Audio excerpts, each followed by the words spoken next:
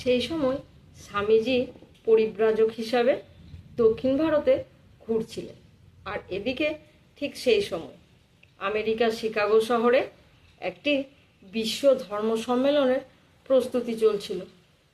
আর এদিকে স্বামীজির কিছু গুণমুগ্ধ ছাত্ররা স্বামীজিকে অনুরোধ করলেন যাতে করে উনি সেই বিশ্ব ধর্ম সম্মেলনে যোগদান করে ভারতবর্ষের হিসেবে প্রতিনিধিত্ব করেন। স্বামীজি কিন্তু দ্বন্দ্বে পড়ে গেলেন। উনি বুঝতে পারছিলেন না ওনার কি করা উচিত। তখন ঠাকুর শ্রী রামকৃষ্ণও নেই। হঠাৎ ওনার মনে হলো যে শ্রীমা তো ঠাকুরেরই অংশস্বরূপিণী, তাহলে ওনাকেই জিজ্ঞেস করি, উনি যেটা বলবেন সেটাই করব। সব থেকে আশ্চর্যের কথা কি জানেন? উনি কাউকে জিজ্ঞাসা করেননি। উনি এমন একজনকে জিজ্ঞাসা করলেন যিনি কিনা আমেরিকা কোথায় বা আমেরিকা বলে যে একটি দেশ আছে তাও জানতেন কিনা সন্দেহ। আর এদিকে স্বামীজি চিঠি পাওয়ার পর শ্রীমা পড়ে গেলেন দ্বন্দ্বে। একদিকে সন্তান স্নেহ আর একদিকে সিদ্ধান্ত গ্রহণ। উনি কি করবেন বুঝে পাচ্ছিলেন না।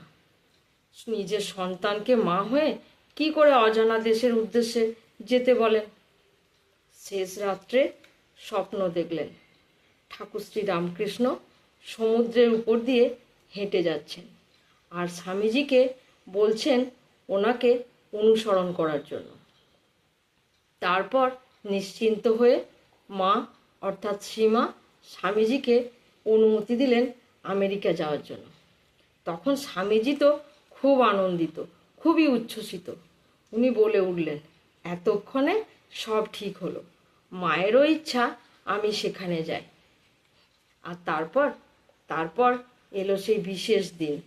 অনেক জল্পনা কল্পনা, অনেক বাধা বিপত্তি কাটিয়ে 1893 খ্রিস্টাব্দের 31শে মে তৎকালীন বোম্বে, এখনকার মুম্বাই বন্দরের পেনিনসুলার নামক একটি জাহাজে স্বামীজি পাড়ি দিলেন বিশ্ব জয়ের উদ্দেশ্যে। ঠাকুর মা স্বামীজির কৃপায় সবাই খুব ভালো থাকুন।